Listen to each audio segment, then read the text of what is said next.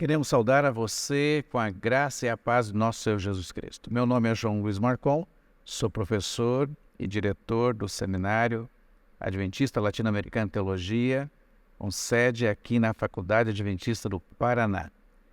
Estamos juntos na última lição desse trimestre, iluminados com a glória de Deus.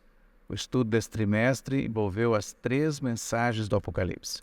Junto comigo, nós temos a professora Kátia Marcon, minha esposa, e ela vai nos dirigir numa oração. Vamos orar? Senhor nosso Deus, queremos ser aqui nessa terra representantes teus. Por isso, envia o teu Santo e bom Espírito para compreendermos a tua palavra, a tua mensagem, que ela seja clara aos nossos ouvidos e também que coloquemos em prática aquilo que aprendemos. Por favor, ao revisarmos esses conteúdos importantes, que o Senhor nos agracie com o teu Santo e bom Espírito. Em nome de Jesus. Amém.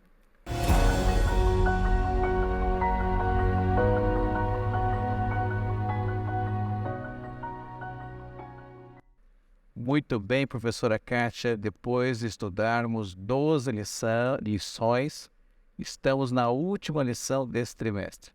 Nos aprofundamos sobre esse tema das 3 mensagens angélicas do Apocalipse e vimos muita coisa interessante. Nessa última lição é feito quase com um apanhado geral e se estuda algo específico que está ligado com o verso áureo, o verso para memorizar do nosso estudo, o nosso guia de estudo da Bíblia. Por gentileza, professora. Apocalipse 18:1, né? Fala, depois dessas coisas, vi descer do céu outro anjo, que tinha grande autoridade, e a terra se iluminou com a sua glória. Interessante que esse verso, ele dá um sentido de continuidade, né?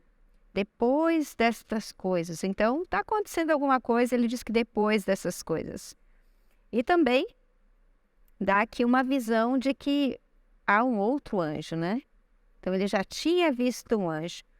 Qual é o sentido aqui que nós temos de continuidade? Por que da continuidade justamente aqui em Apocalipse 18:1, sendo que não é o último capítulo de Apocalipse? Muito bem a sua pergunta, porque quando nós voltamos ali no capítulo 14, nós vemos que o texto diz, vi outro anjo, o primeiro viu o outro anjo, o segundo vi outro anjo, o terceiro. O primeiro anjo tem uma mensagem que diz ao evangelho eterno, na língua grega, traduzindo ao pé da letra, seria para evangelizar a toda a nação, tribo, língua e povo, dizendo em grande voz, temei a Deus e dá-lhe glória, porque é chegada a hora do seu juízo, e adorai aquele que fez o céu, a terra, o mar e as fontes das águas. O segundo anjo vai anunciar a queda de Babilônia, e o último anjo, o terceiro, ele anuncia então que se alguém adora a besta, ou a sua imagem, ou recebe a sua marca, o seu número, o seu nome, ali vai receber o juízo de Deus. E faz um convite, faz um apelo de fidelidade e que envolve a adoração. Aqui está a perseverança nos santos, os que guardam os mandamentos de Deus e a fé em Jesus. Então existe um contraste aqui. E justamente nós vemos o Evangelho eterno de nosso Senhor e Salvador Jesus Cristo, aquele que é o centro da Bíblia, aquele que nos salvou dos nossos pecados. Esse Evangelho nos convida a adorar a Deus. E essa adoração, segundo o capítulo 14, verso 12, tem a ver com a guarda dos mandamentos de Deus e nossa fidelidade, nossa fé, nosso compromisso com Jesus Cristo, né? Ou a justiça de Cristo.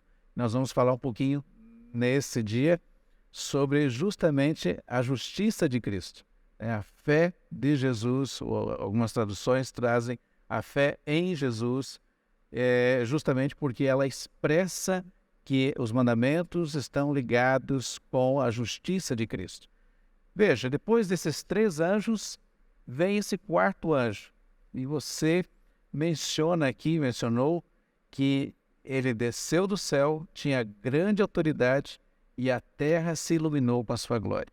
Então há uma sequência aqui e parece que esse anjo, o quarto anjo, ele tem um sentido tão grande, tão majestoso, a sua obra, aquilo que ele faz, porque é como se fosse adicionando, né, o primeiro com o segundo, com o terceiro, e aí chega o quarto assim, completa todos os outros, mostrando assim, pronto, a obra vai se finalizar, a mensagem vai ser dada, o mundo vai ficar sabendo. Não é uma parte do mundo, é todo o mundo, né? Todas as nações, todas as tribos, todas as línguas. Justamente porque o capítulo 14, verso 6 diz para evangelizar a todas as nações, tribo, língua e povo. Então envolve todas as nações do mundo. E este anjo, ele tem uma mensagem, professor. Mas antes de vermos a mensagem, é importante lembrarmos que há uma preparação para a crise final. É verdade. Quando estava dando uma olhadinha aqui na lição, começou falando um pouquinho sobre surpresas, né? Eu gosto de surpresa, mas em dia de aniversário. Fora isso, não é muito legal, né? E aqui vem falando uma surpresa que não foi tão agradável, né? Que vem falando aqui dessa preparação para a crise e alguns vão ser pegos de surpresa. Eu acho que ninguém gostaria de estar nesse grupo, não é? É justamente o apóstolo Paulo, ele nos fala para que aquele dia da volta de Jesus não pegue ninguém de surpresa. E ele nos exorta, então, a vigiar, né?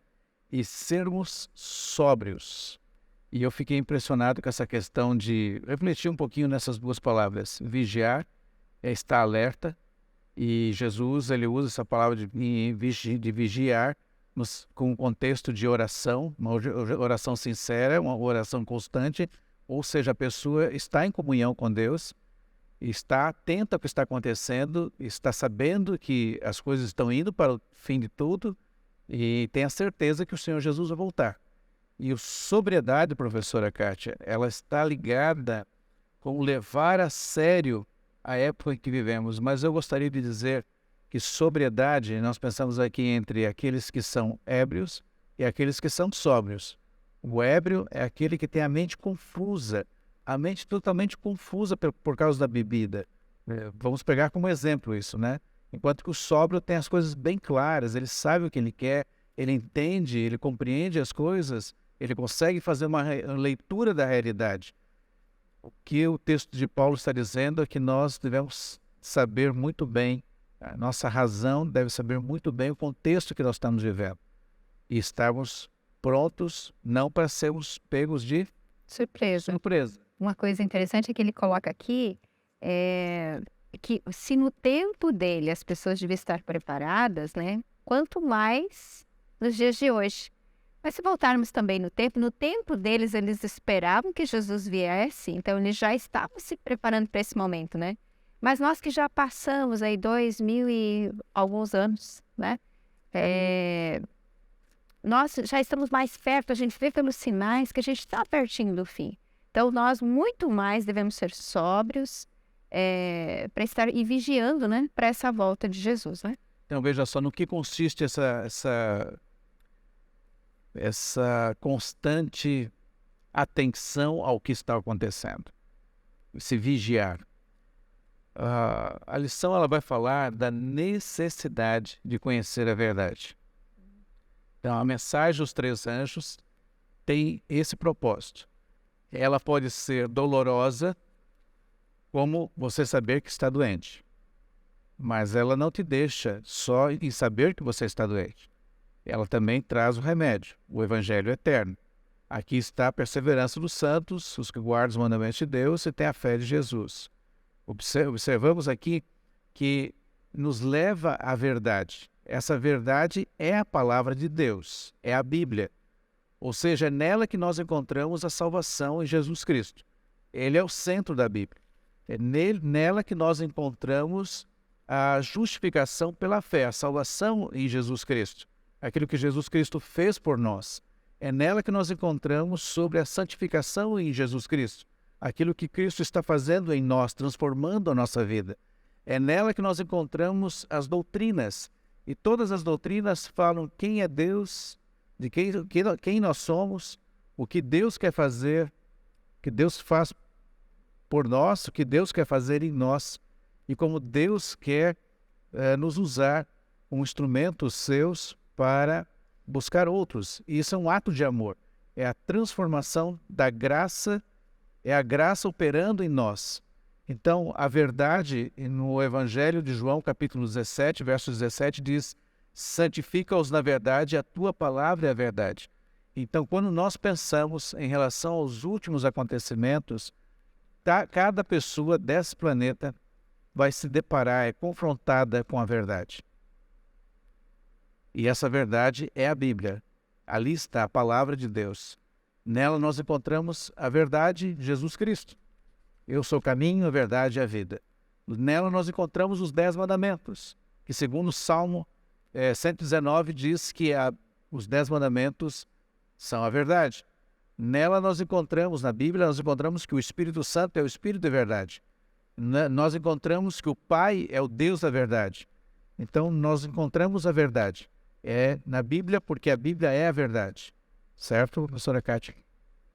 Então nós devemos ser convertidos à verdade. Convertidos à verdade. Não convertidos a uma igreja, não convertidos a uma ideologia, mas devemos ser convertidos à verdade. Porque essa conversão, ela transforma as pessoas em novas criaturas. Elas passam a ver o todo e não uma parte. Como nós falamos na introdução da lição, a respeito de que no conflito entre o bem e o mal, nos ataques, nas batalhas que Satanás fez ao povo de Deus, a Jesus Cristo e a própria guerra no céu, nós devemos lembrar que Satanás levanta instituições religiosas, apóstatas, para fazer com que as pessoas não entendam a verdade. Elas, na Bíblia, é chamada de besta, é um poder político religioso. Também nós temos a segunda besta, justamente, que reflete um poder político religioso. E nós temos a imagem da besta, que é justamente a união entre aquilo que foi a primeira besta na Idade Média, o poder romano na Idade Média, que era essa união entre poder político e religioso. Mas o Apocalipse fala mais, professora Kátia. Ela fala que no final dos tempos haverá essa união entre poderes religiosos, poderes políticos e poderes econômicos também. Quando o capítulo 18 de Apocalipse, ele descreve a queda de Babilônia, né? Quando descreve a queda de Babilônia, nos fala desta unidade, dessa tríplice unidade entre esses poderes, porque nós encontramos que justamente no capítulo 17, melhor dizendo, nós temos a mulher que representa um poder religioso, nós temos a besta e as cabeças e os chifres que representam um poder político, e no capítulo 18 nós temos os mercadores, aqueles que se enriqueceram, né, à custa justamente dessa união, que é uma união de um espírito rebelde à lei de Deus, aos mandamentos de Deus, à vontade de Deus. É um espírito de rebelião, assim como de Lúcifer no céu. Um espírito que se opõe à Bíblia, que se opõe àquilo que Deus quer e que no final leva a humanidade a uma aparente ética, mas na verdade, leva a humanidade a viver numa vida de pecado, de transgressão à lei de Deus, em desobediência à lei de Deus.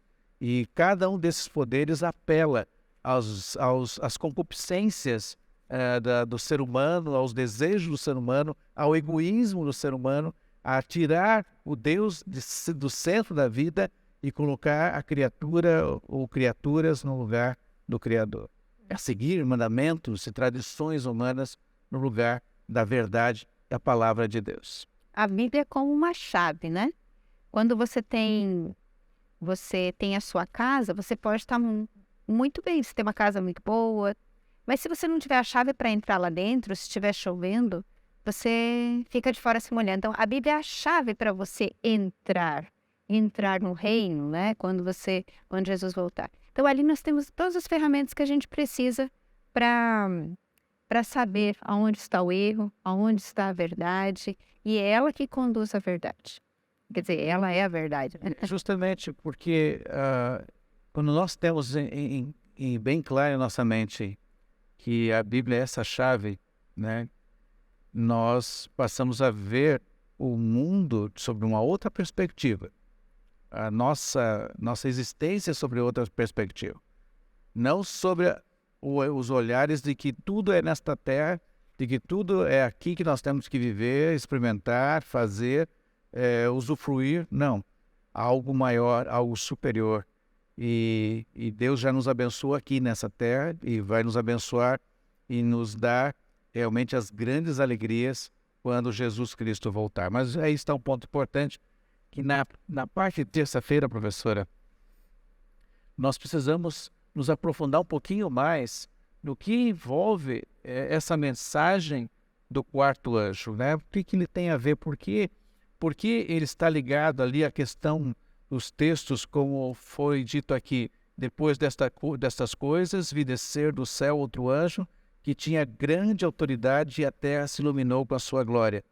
E o verso aqui, 4 diz, ouvi outra voz do céu dizendo, retirai-vos dela, povo meu, para não seres cúmplices em seus pecados e para não participares dos seus flagelos, porque os seus pecados se acumularam até o céu e Deus se lembrou dos atos iníquos que ela participou. Primeiro ponto que nós devemos considerar aqui é que este anjo, ele desce do céu, ele tem grande autoridade, a palavra autoridade aqui no grego é exousia. Ele tem, o que mais? A terra se ilumina com a sua glória. Vamos aqui imaginar essa primeira questão aqui, autoridade. Este anjo, ele tem poder, ele tem algo que ele recebe de Deus para completar a missão dos 3 primeiros anjos. É como se fosse dar uma turbinada nos 3 primeiros, certo? Outra questão importante é que fala sobre glória. E nós, nessa semana, vimos que a glória de Deus está ligada com a sua honra, não é isso? Seu caráter. Seu caráter. Ou seja, lá no céu houve uma guerra, no qual Satanás acusou Deus de injusto e tirano. Questionou a lei de Deus, dizendo se as criaturas deveriam realmente obedecer essa lei de amor. E nós sabemos que Deus se revela o seu caráter através dos seus mandamentos, da sua lei, melhor, da sua lei, expressa também para a humanidade nos mandamentos, os 10 mandamentos, mas a sua lei. E agora Satanás questiona o Deus de amor, questiona realmente o caráter de Deus. E justamente quando nós vamos a Moisés, por exemplo, que Moisés pediu para ver a glória de Deus, e a glória de Deus, tanto em Êxodo 33 como Êxodo 34, não foi mencionado aqui, mas eu acho que o capítulo 34 é mais explícito, quando diz que Deus é bondoso, misericordioso, é cheio de compaixão, ele é compassivo, capítulo 34, clemente, perdoa a iniquidade, não inocenta o culpado e visita a iniquidade dos pais nos filhos. Essas 2 últimas partes envolvem a justiça de Deus, que é o outro lado do amor de Deus. Mas todos esses outros atributos, compassivo, clemente, compaixão, misericordioso, perdoa os pecados, revela justamente esse lado bondoso, misericordioso de Deus. Então nós temos aqui algo importante. Na cruz do Calvário, lá na cruz, o Deus eterno, na pessoa de seu Filho, morreu pelos nossos pecados. Satanás diz, Deus é egoísta, mas lá na cruz Deus foi altruísta. Ele pensou em nós, ele morreu por nós. Ali vimos a sua glória. O próprio Jesus, ele fala que vai revelar a glória do Pai. E quando João descreve a encarnação de Jesus, diz, vimos a sua glória, glória como unigênito do Pai. Ou seja, Jesus veio para revelar a Deus, veio para honrar a Deus, veio mostrar a honra de Deus. Em que sentido? Justamente desmascarando Satanás. E foi na cruz que Cristo revelou que Deus verdadeiramente te ama. Deus verdadeiramente me ama. E ele provou isso dando a sua vida como sacrifício por cada um de nós. Este é importante porque envolve também a justiça de Cristo. Jesus viveu uma vida perfeita e revelou a Deus. Suas ações nesse mundo de curar os doentes, ressuscitar mortos, revelou a Deus. As parábolas de Jesus revelou a Deus, os ensinamentos de Jesus revelou a Deus, ou revelaram a Deus. E a grande questão é que cada ação de Jesus revelava a Deus e culminou com a glória maior na cruz do Calvário. E aí está um ponto importante, a justiça de Jesus. O que é a justiça de Jesus? Aquilo que ele tem, por ele viver uma vida de perfeita harmonia com o Pai, perfeita harmonia com a vontade de Deus, com os mandamentos de Deus. Esta justiça, ele agora oferece a você que crê, que confia que ele é seu Salvador. Jesus toma sobre si os teus pecados, morre por você e te oferece a vida eterna. Te oferece o manto da sua justiça, que cobre todos os seus falhas, seus pecados, seus erros. É como se você nunca tivesse pecado. E você passa a ser filho de Deus.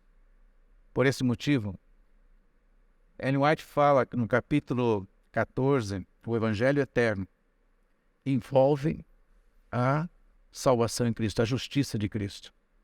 A mensagem do terceiro anjo, ela fala explicitamente, envolve a justiça de Cristo. Enquanto o mundo todo busca a salvação pelas próprias obras, salvação pessoal, e se mantém rebelde à justiça de Deus revelada nos mandamentos, esse é um ponto importante. Se mantém rebelde à justiça de Deus revelada nos mandamentos, porque essa justiça de Cristo nos leva à obediência aos mandamentos de Deus, porque é a própria justiça, os mandamentos, como nós falamos antes. Quando a humanidade toda se mantém rebelde de maneira explícita à justiça de Cristo, procurando outros meios para a salvação, como, por exemplo, o budismo, o espiritismo, certas igrejas cristãs, religiões cristãs, ou quando os seres humanos colocam ideologias humanistas, dizendo que a própria justiça humana, em nome da religião, alcançará um mundo perfeito, um mundo de salvação. Isso tudo confronta com o Evangelho Eterno. Tudo isso vai de oposição, estar contra o Evangelho Eterno, o Evangelho da salvação em Jesus Cristo. Por isso, professora Kátia, receber a justiça de Cristo é receber a presença também do Espírito Santo em nossa vida. Sim.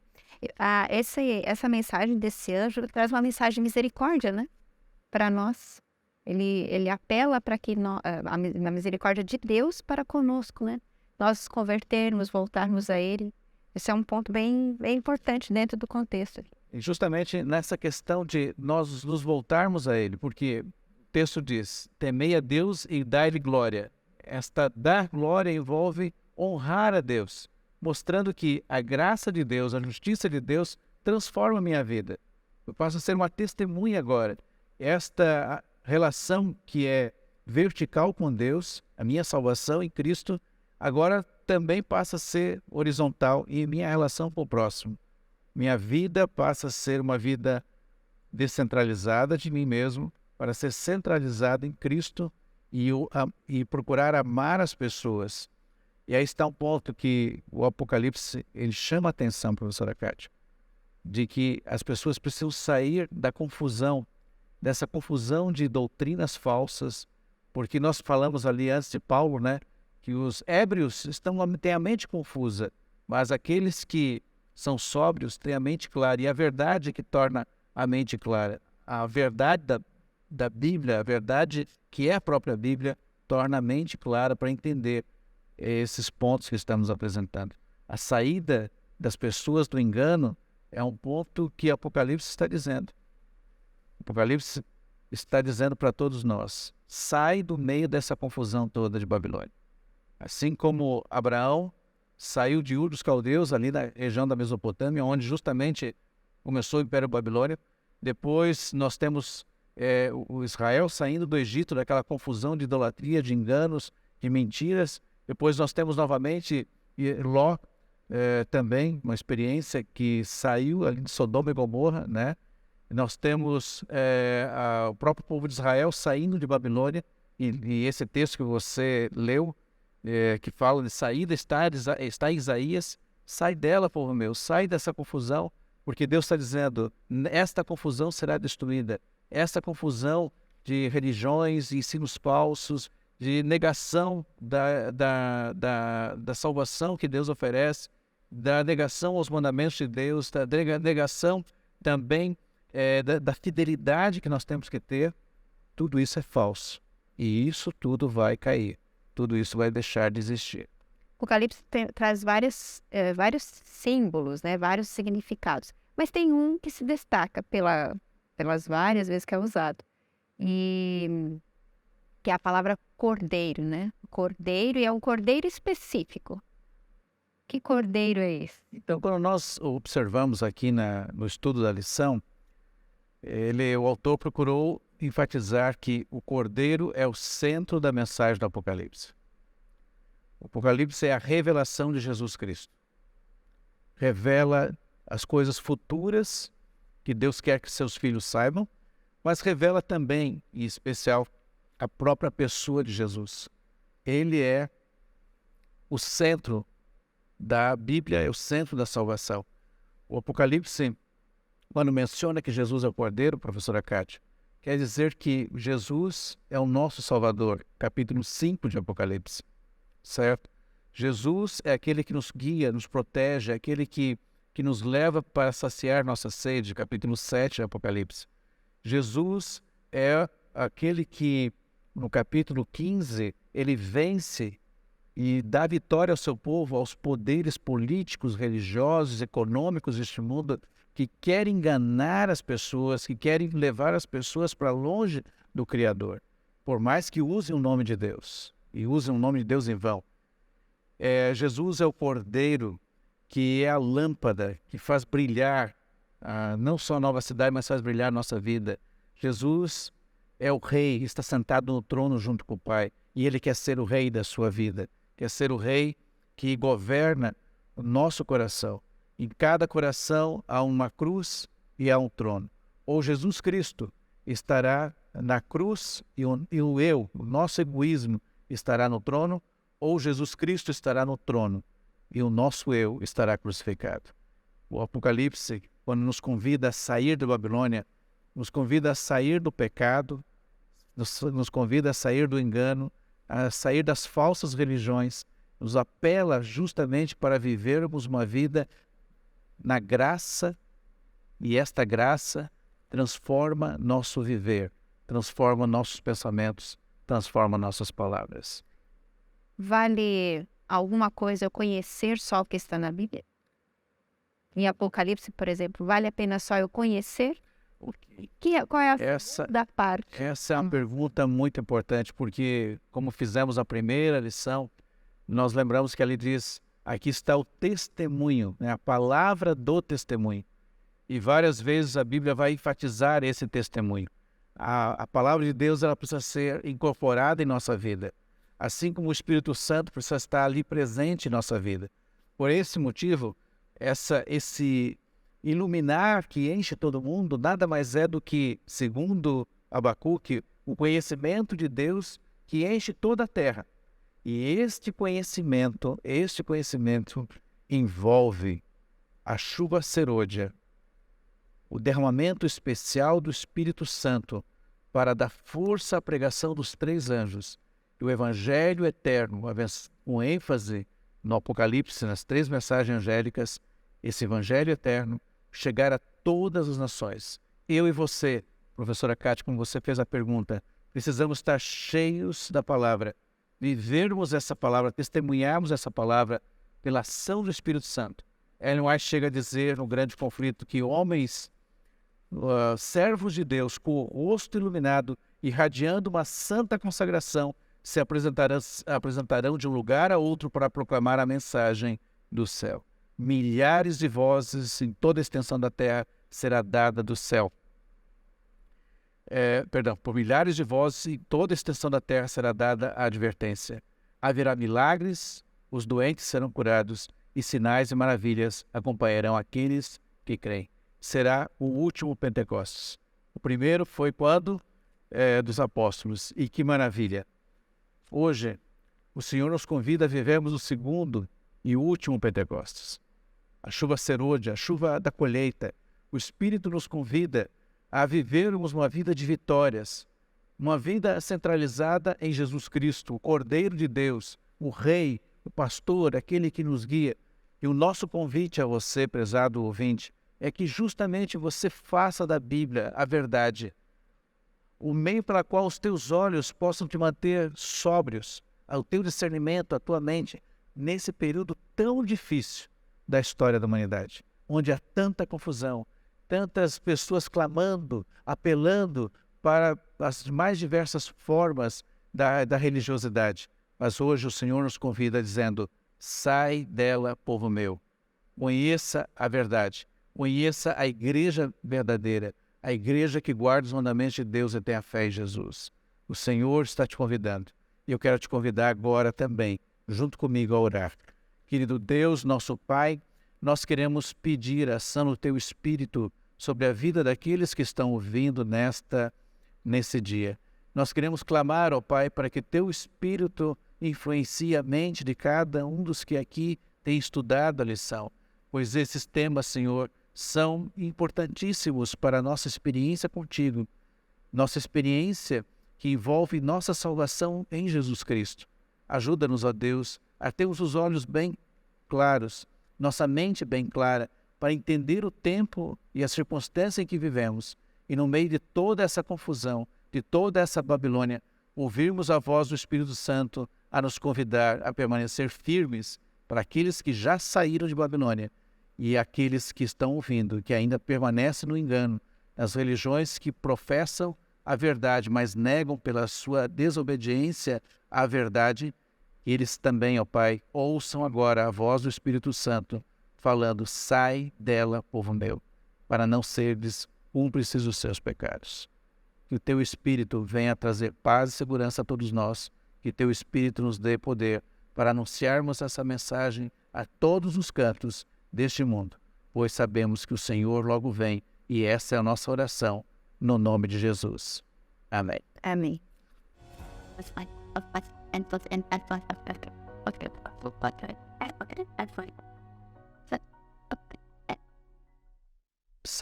Pois esses temas, Senhor, são importantíssimos para a nossa experiência contigo, nossa experiência que envolve nossa salvação em Jesus Cristo.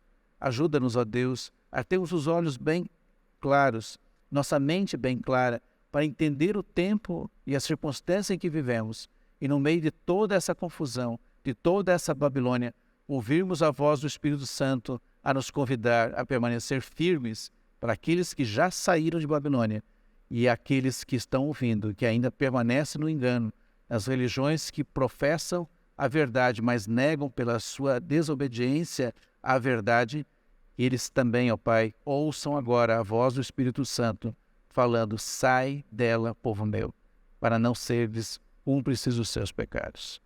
Que o Teu Espírito venha trazer paz e segurança a todos nós, que Teu Espírito nos dê poder para anunciarmos essa mensagem a todos os cantos deste mundo, pois sabemos que o Senhor logo vem, e essa é a nossa oração, no nome de Jesus.